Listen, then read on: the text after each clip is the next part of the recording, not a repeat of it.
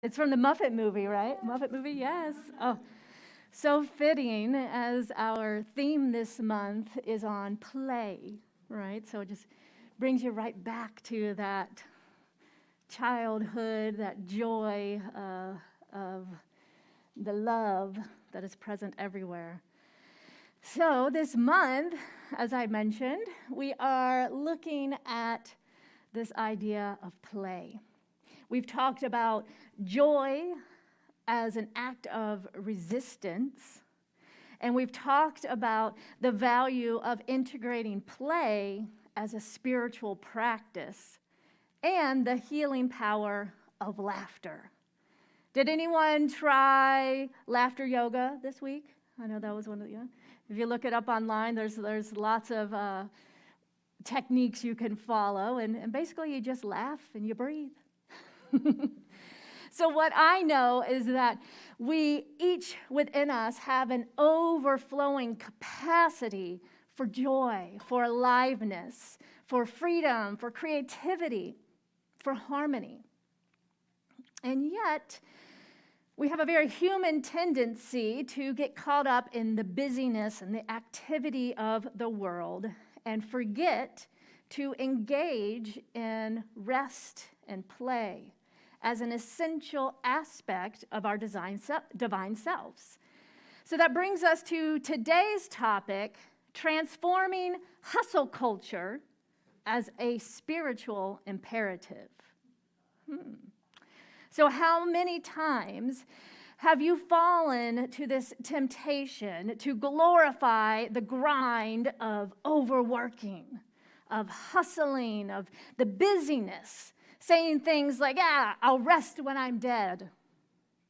I know there's definitely the one in me that has been seduced by this work hard, play hard mentality, and the hustle and the grind and the go, go, go.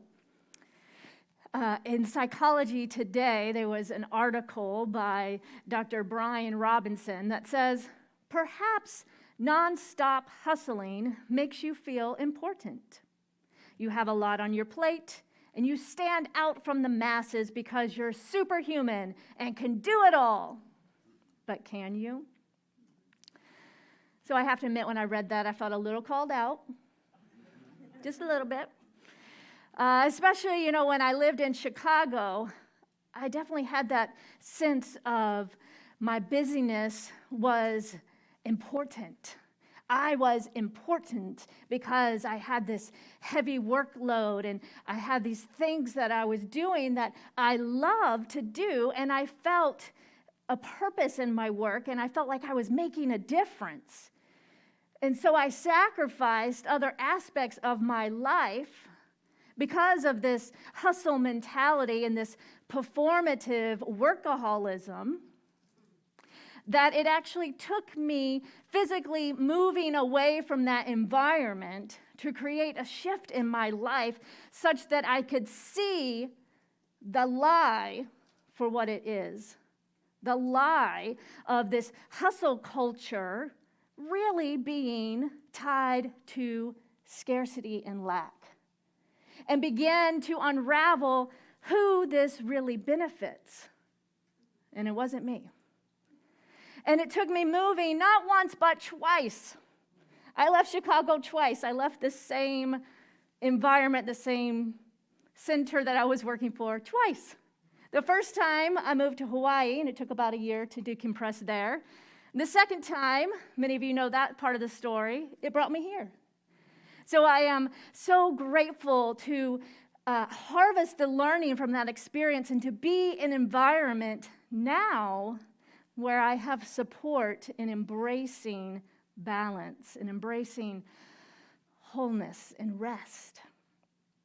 See, it's the belief that success must involve working harder, more, harder, longer hours. And it causes this pressure and this urgency for folks to work constantly, and sometimes even more than is even asked for or anticipated.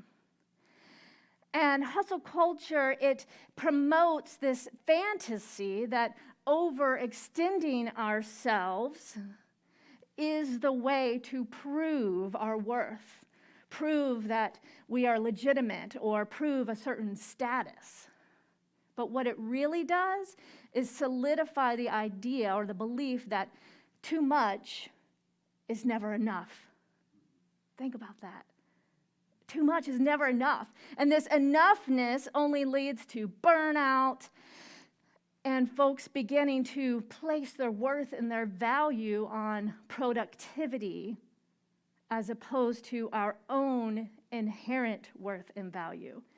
And it's perpetuated all around us in social media, and especially through social media influencers.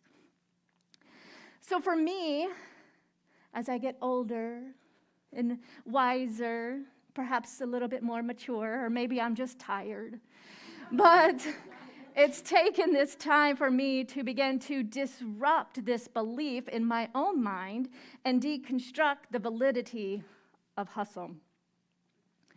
And there's many different factors in why, for me personally, this has been such a journey of transformation within my own relationship with hustle culture. And I have to say, I'm still a work in progress, y'all, right? And what I have to do is I have to be conscious and consciously avoid, listening to, following, paying attention to certain leaders or entrepreneurial influencers, because I can easily get wrapped back into that energy and the excitement and the drive of hustle culture, right? It has this to it. And also, for me, this, rest and play are often kind of grouped together as this value in various leadership models and teachings. And so it's been tricky for me because I have play down. I have a healthy relationship with play. I can be silly. I'm curious. I can find moments to not take life so seriously. So I think, I've got that down, but yet I'm neglecting the value of rest and play. So I share this with you for you to start to think about your own relationship with these values. I read an article recently about how Gen Z is leading the way in setting healthy boundaries at work and valuing rest and play over the grind. And it's largely due to the pandemic and when we all had to pause and we had the opportunity to reflect on what we really value, to reflect on how we are engaging with all aspects of our lives, but particularly this kind of work life as everything paused. And then what is coming from that, part of what is coming from that is this transformation in the work culture of setting these healthy boundaries and demanding reasonable hours and living wages and calling out this toxic work environment. And these young adults that are entering this workplace now, kind of post this shutdown of the pandemic, are calling for and being that change. And although it's not going to happen overnight, it's starting. So you may be thinking, Reverend Rainbow, what does this have to do with spirituality? I'm here for a spiritual awakening at the spiritual center, and you're talking about work. Well, let me remind you that we are whole beings. We are spirit, mind, and body. And even if your life is one where you are no longer working, perhaps you are retired, there is still a doingness to our life that we can get caught up in. So as we're exploring this theme this year of living everyday wonder in all aspects of our lives, we get to look at our relationship with rest and play. One of the greatest wonders of life is the sense of joy and contentment and peace that comes with rest, with that deep sense of relaxation when we have an extended period of rest. For some of us, this may be more regular, and for others, it may only occur once or twice a year when we go on vacation. That time when we can finally get our minds to slow down, to stop with the chatter of all that we have to do, and begin to engage in this deep relaxation of simply being. And from there, we can begin to confront, possibly, and challenge this lie of not enoughness. Why don't we rest? Because we're afraid that we might miss something, or that there's something we should be doing. And all of this simply comes to a belief in not enoughness, not enough time, not enough money. And it's within our own minds that we can be a part of shifting the collective consciousness on this as we begin to confront this belief of not enoughness, however it may show up in our own lives.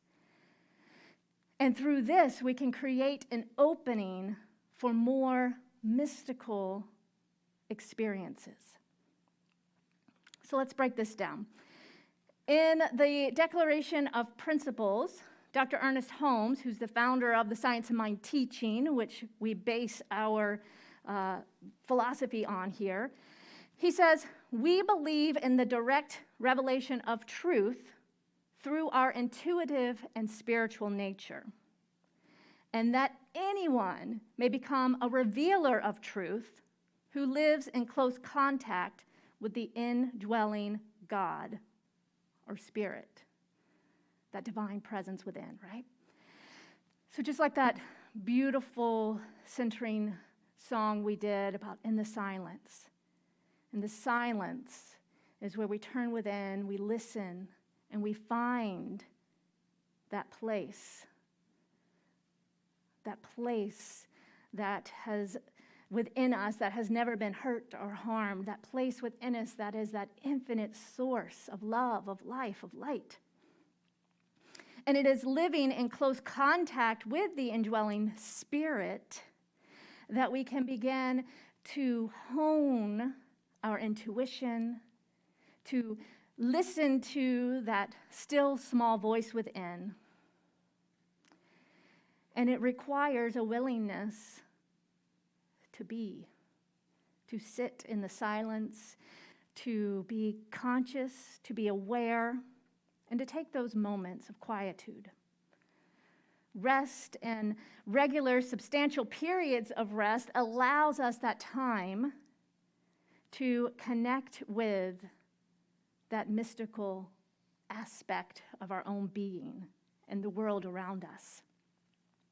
Ernest Holmes also says, to enter the silence is to quiet our mind and enter that place of non-movement.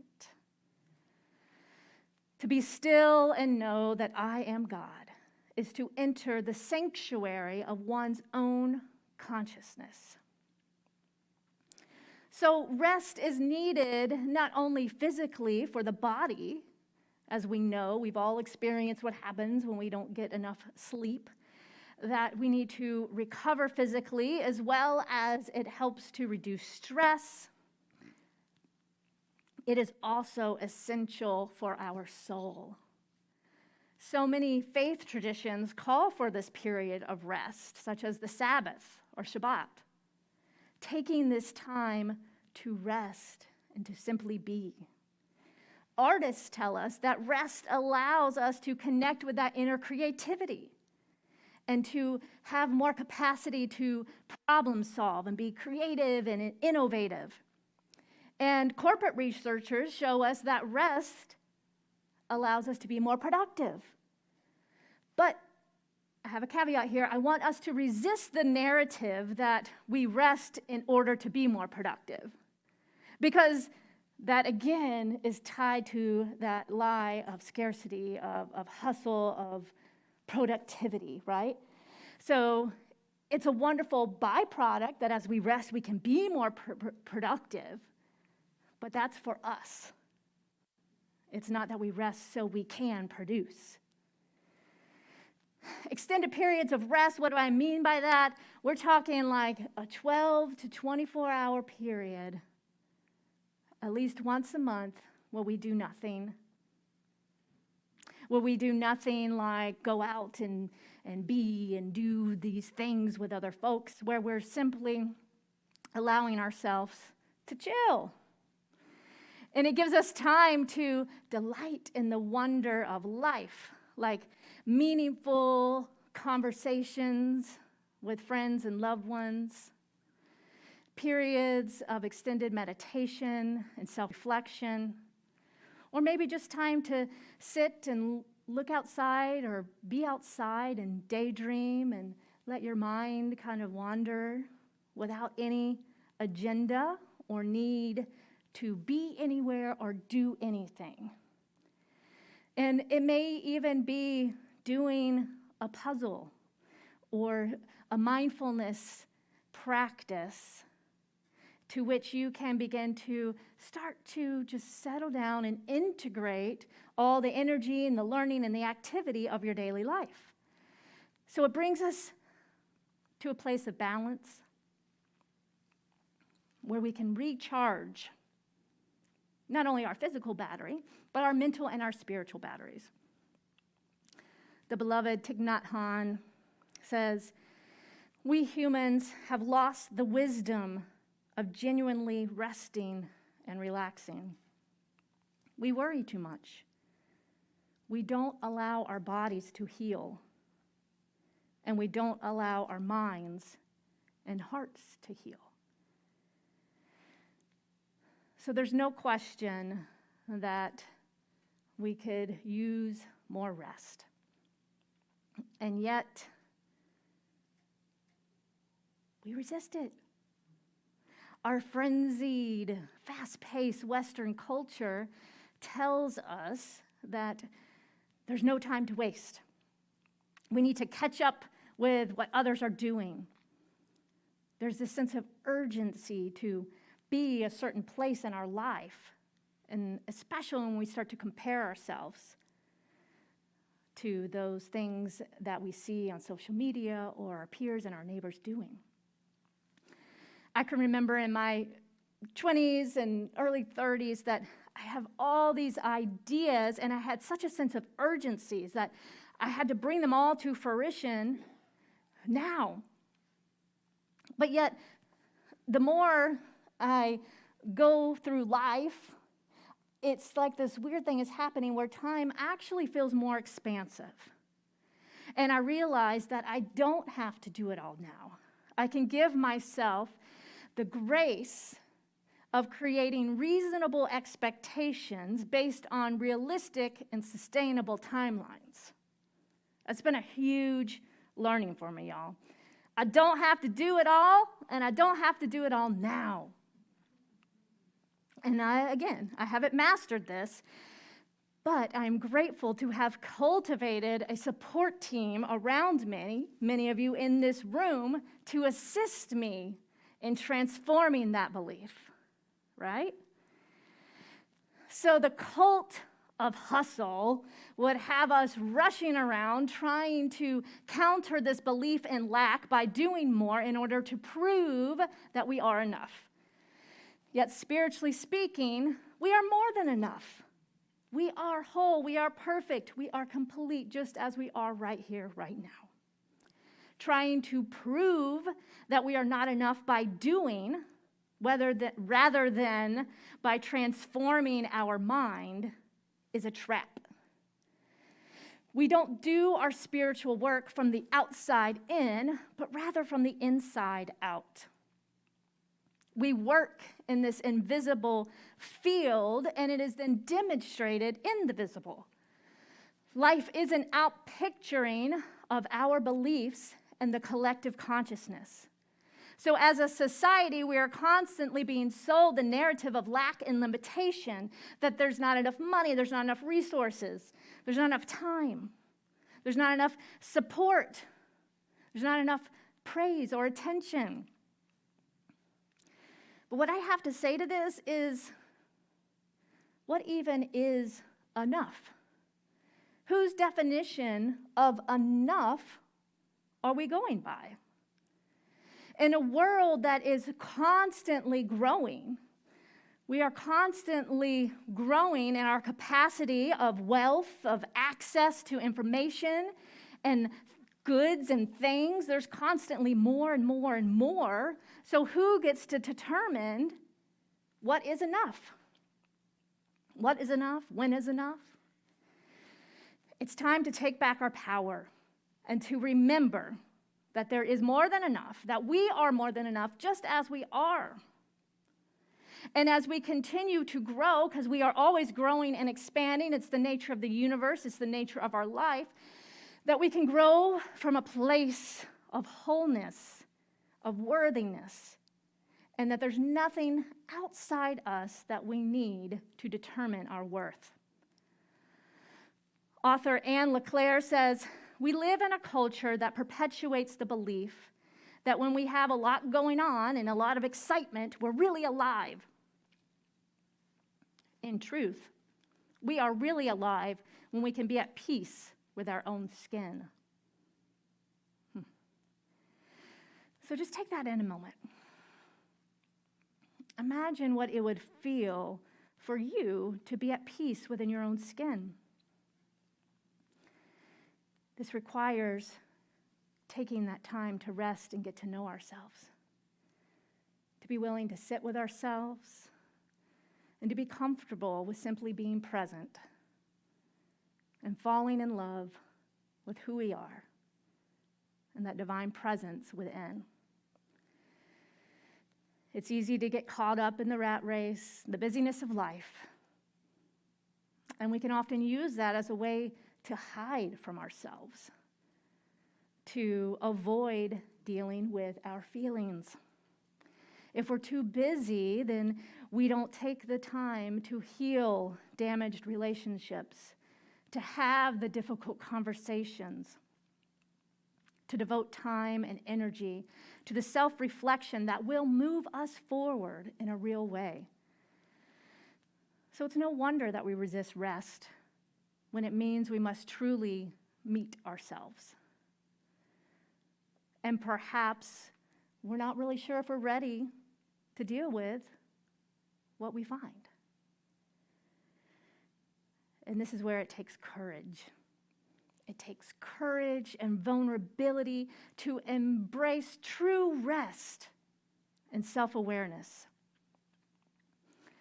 So as I shared a bit of my personal journey with this, I invite you to consider for yourself, what is your own self-talk and beliefs around busyness and hustle and enoughness, rest and play? Have you bought into the hustle culture? Perhaps some, maybe. Do you embrace periods of conscious rest? The first step is to notice, to be aware, to pay attention, to notice what beliefs might be running the show in your life, and even those beliefs that may be just under the surface of your unconscious. But if you're willing to start to pay attention and to notice your thoughts, notice that inner dialogue, notice how you react in certain situations, what your kind of default response is and what your behaviors are. From there, as you begin to see through this lens of truth and self-awareness, you can then have this power to choose to disrupt the status quo, to disrupt those patterns and those habits that no longer serve you, in order to embrace your worthiness, your inherent enoughness, and to stop outsourcing your good and your value based on others' opinions, ideas, thoughts, and things. So why is this a spiritual imperative? Dr. Holmes wrote, "Spiritual experience comes in the stillness of our soul when the outer voice is quiet.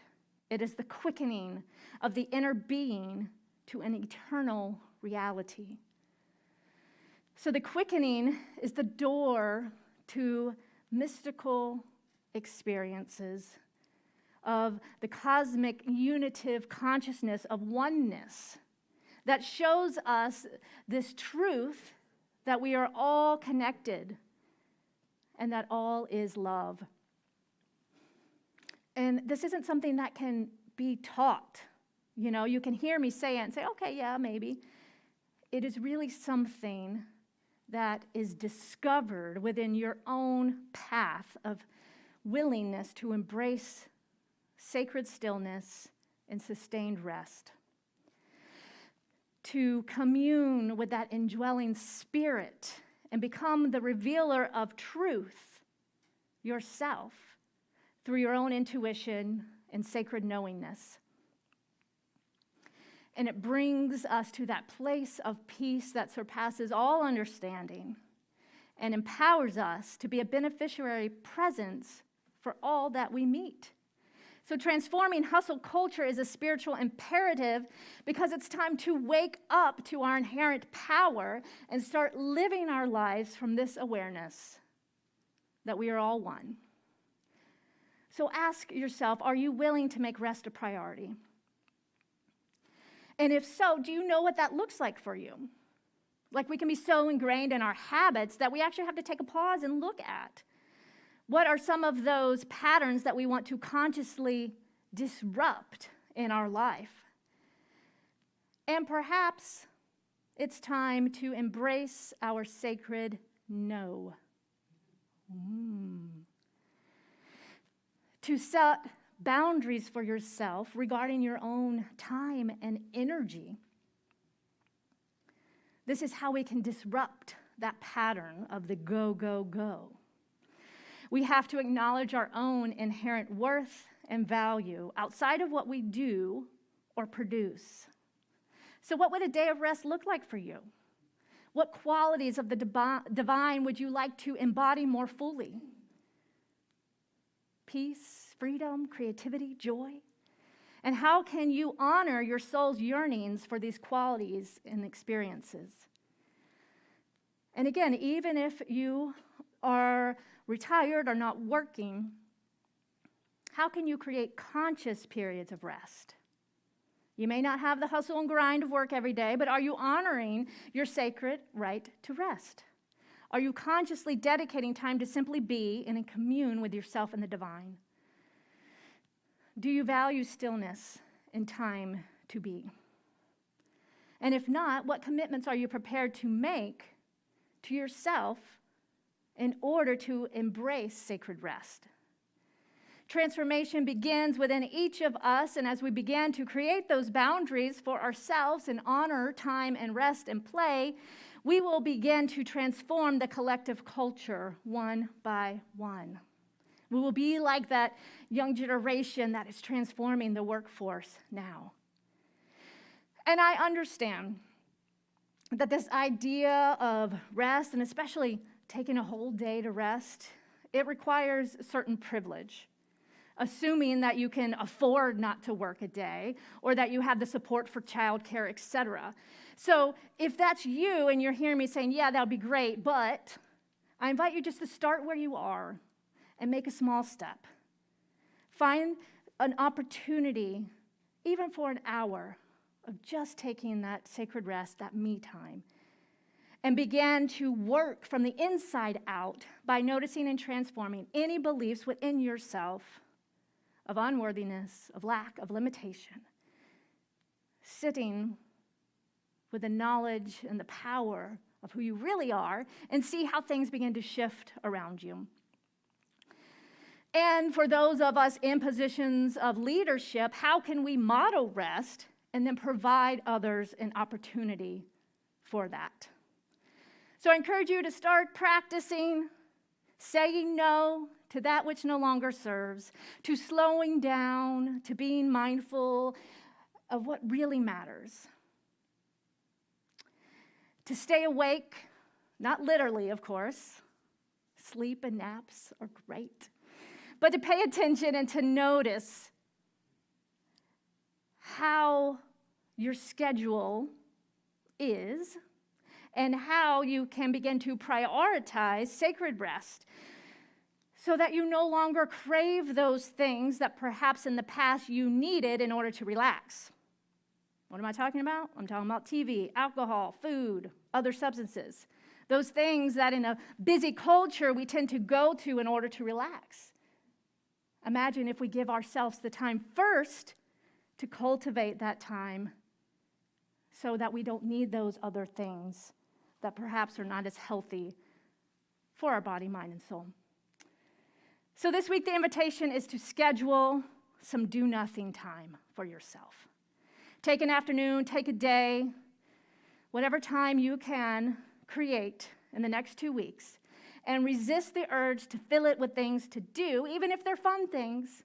The last couple weeks, we told you to have fun, laugh, go do all that. This week, it's a do-nothing time. And if you live with others, make sure that you let them know your plans so that you don't self-sabotage by having expectations that no one else around you knows, because that is just a recipe for disaster. Trust me, I've been there. So make arrangements to provide yourself that time and space, giving yourself the time of block out unscheduled nothingness. Hold that time sacred, because nothing could be more important, and you are worth it. Let's pray.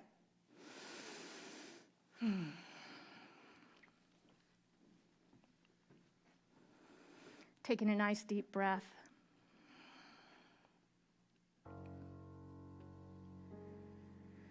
And inviting that energy of stillness, of rest, of relaxation, of peace, contentment. Inviting that energy into your field right here, right now. As we know and recognize that there is one life, one energy, one source back of all things that is having its way right here, right now, in, as, and through me, in, as, and through all of life. And that this energy is peace, is joy, is love, is freedom, is creativity. It is all that there is. And therefore, it must be who I am. The very nature of my being right here, right now, is love.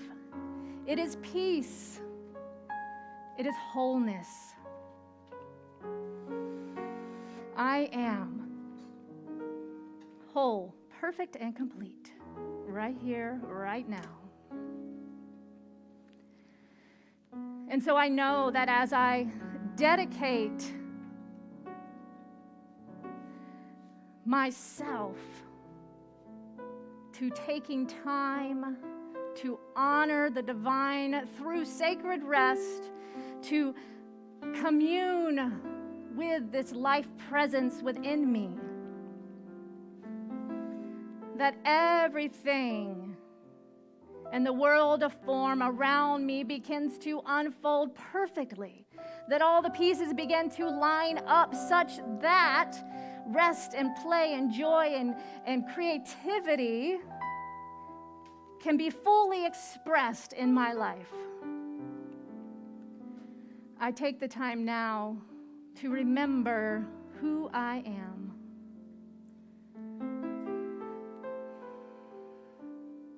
To listen to that still small voice, and to allow love to lead the way in all that I do. Disrupting those patterns, those habits of doingness, of busyness, and embracing the allness and the sufficiency of life energy as me. I allow myself time to be, to rest in peace, as peace.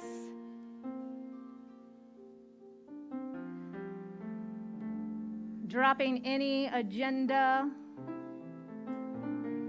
of what I should be doing or who I should be or how I should show up, and instead listening to that voice within that reminds me who I truly am. worthy, valuable, whole, love. This is my divine nature, and this is the truth of each and every one of us. And for this, I am grateful. I am so grateful to recognize this truth, so grateful to know that I can say yes to who I am. I can say yes to love. I can say yes to rest. I can say yes to peace, and trust that everything is unfolding perfectly in my life, that I am fully supported in this yes, backed by the entire universe that always says yes. Yes, my beloved. Yes, yes, yes. And with great gratitude, I release this word, knowing it is done, and so it is.